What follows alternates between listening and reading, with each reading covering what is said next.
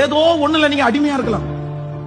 கர்த்தர் பல வருஷமா உங்களிடத்துல சொல்லிட்டு இருக்கலாம், பல மாதங்களா உங்கள்கிட்ட சொல்லிட்டு இருக்கலாம், இதை விட்டுருமா, இது உனக்கு சரியாகாது, இது விட்டுருப்பா, இது உன்னுடைய என்னுடைய சித்தம் இல்ல, இந்த காரியத்தை நீ விட்டுரு, இந்த காரியம் உன்னை அழிச்சிடும், இந்த காரியம் உன்னுடைய கிருபைகள் எல்லாம் உன்னை விட்டு எடுத்துரும், இந்த காரியத்தோட நீ வாழாத, நீ ஸ்பெஷலா அழைக்கப்பட்ட ஒரு தேவனுடைய பிள்ளை, உன்னை தாயின் கருவில் உருவாகும் முன்னே நான் தெரிந்து கொண்டேன், அதுக்காக தான் இந்த திருச்சபையில் நான் உன்னை வச்சிருக்கிறேன், அதுக்காக தான் உனக்கு ரட்சிப்பு கொடுத்துறேன், நீ விட்டுரு விட்டுரு விட்டுருன்னு சொல்லி இந்த திருச்சபைக்கு நீங்க வந்த நாள் முதற்கொண்டே ஆண்டவர் பேசிக் கொண்டிருக்கலாம். இந்த வருஷம் ஆரம்பத்திலிருந்து கர்த்தர் பேசிக் கொண்டிருக்கலாம், ஒவ்வொரு மாதமும் கர்த்தர் பேசிக் கொண்டிருக்கலாம். நீ போகிற காரியத்துல எல்லாம், செய்யற காரியத்துல எல்லாம் ஆண்டவர் தோல்வியை கொடுத்து விட சொல்லி இருக்கலாம். ஆண்டவர் உங்களுக்கு நிறைய பேரை உங்களை அவாய்ட் பண்ண சொல்லி உங்களை விடு அப்படின்னு சொல்லி இருக்கலாம். பலவிதமான முயற்சிகளை ஆண்டவர் எடுத்தும் இன்னும் விடல. என்னால அதை விட முடியல, நான் விடலன்னு வந்திருக்கிற தம்பிக்கு தங்கச்சிக்கு இன்னைக்கு சொல்ற ஆலோசனை தெரியுமா?